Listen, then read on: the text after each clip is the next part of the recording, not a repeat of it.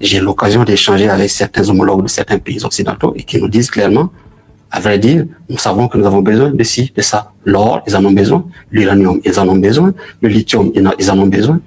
Dans ces 3 pays, il y a plus de 14 terres rares. Et du coup, ça change. Les indices qui étaient rattachés au Sahel doivent être revus pour en faire un espace de prospérité, un espace d'opportunité. Donc, il y a cela qui se pose. Ensuite, il y a le fait que la méthode qui a été utilisée, qui consistait à les étouffer, ces 3 pays, parce que ayant choisi d'aller avec la Russie, parce qu'ayant choisi de rompre ou de dénoncer plusieurs accords, plusieurs contrats, oui.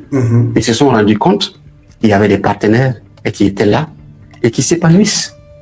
Donc, la méthode de punition, la méthode de privation qui a été celle utilisée par l'Occident a révélé ses limites et se rendre compte qu'ils doivent certainement revenir, revoir leur posture et voir dans quelle mesure on peut aller dans un partenariat équilibré où toutes les parties se respectent. Alors, comment vous avez perçu le discours de la France? Je veux qu'on s'arrête là-dessus, qui a été prononcé par l'ambassadeur Guillou, qui, me semble-t-il, vous me corrigerez si je me trompe, allait à contre-courant des autres pays de l'Union européenne. Est-ce que vous pensez que sur la question du Sahel, la France est en train de se faire isoler, y compris par ses alliés de l'Union européenne? Vous savez, la France a toujours ce discours condescendant. C'est comme quelqu'un qui a planté un arbre qui a besoin d'un demi-litre d'eau par jour. L'arbre a atteint sa croissance de croisière avec des feuilles et la personne continue toujours de lui apporter un demi-litre d'eau sans se rendre compte qu'il y a eu un changement. Je pense que l'erreur de la France, c'est ça. La lecture qui a été faite par l'ambassadeur me rassure parce que ça révèle toutes les limites que ces gens ont dans leur lecture, totalement tronquée, et ça révèle aussi leur méconnaissance réelle du terrain et de ce que nous avons connu comme... Est-ce que c'est une méconnaissance, Excellence, ou est-ce que c'est de la mauvaise foi? Parce que j'ai quand même trouvé gros de vouloir faire croire que la situation sécuritaire aujourd'hui est pire qu'avant. Est-ce que c'est vraiment de la méconnaissance? Peu importe. Peut-être que c'est certainement un souhait caché, sait-on jamais. Mais en tout cas, il y a que les Français et la France qui est toujours dans cette posture de fermer les yeux sur ce que nous avons connu comme évolution. On ne peut pas continuer à faire porter ses rêves aux autres pays de l'Union africaine ou de l'Occident pour présenter cet espace-là comme des zones où la situation a reculé. Vous savez, les populations sahéliennes sont des populations très courageuses et elles savent se lever lorsque ça ne va pas. Le Burkina l'a démontré plusieurs fois. Si aujourd'hui il y a de plus en plus d'adhésion, je pense que les gens doivent s'interroger.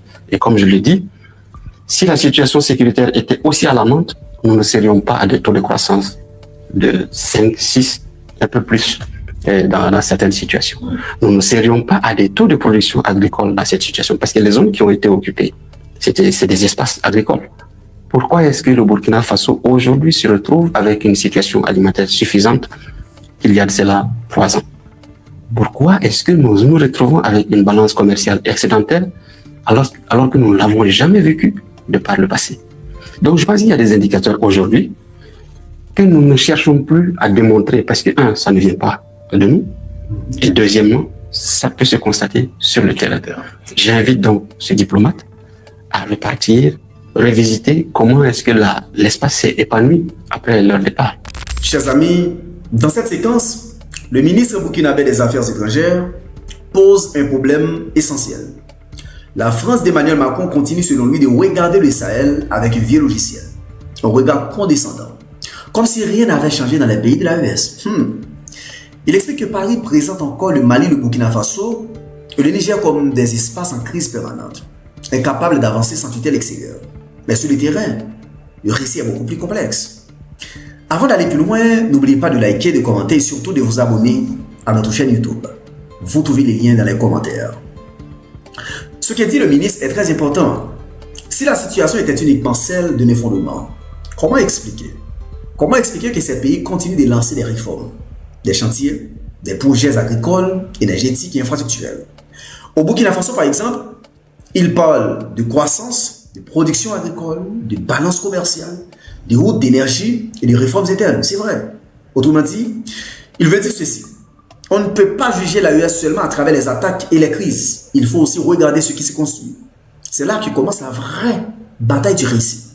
Pendant longtemps, certains discours occidentaux ont présenté le Sahel comme une zone faible, dépendante, incapable de décider seule. Mais les pays de l'AES veulent changer cette image. Ils veulent dire, nous ne sommes pas seulement un problème sécuritaire. Nous sommes aussi un espace de ressources, de jeunesse, de courage, de production et de souveraineté. Et c'est précisément ce changement de paradigme qui dérange. Le fond du débat n'est donc pas seulement la France. Le fond du débat, c'est la fin des rapports anciens où l'Afrique devait toujours recevoir des leçons, des conditions et des ordres venus de l'extérieur. En résumé, le ministre burkinabé envoie un message très clair. L'AES ne demande pas qu'on la juge selon les perspectives de Paris, mais selon les réalités du terrain. Le Sahel ne doit plus être réduit aux récits fabriqués ailleurs. Il doit être jugé à partir de ses réalités, de ses efforts et de sa volonté de construire son propre avenir. À bientôt pour une nouvelle chronique avec le Sahel.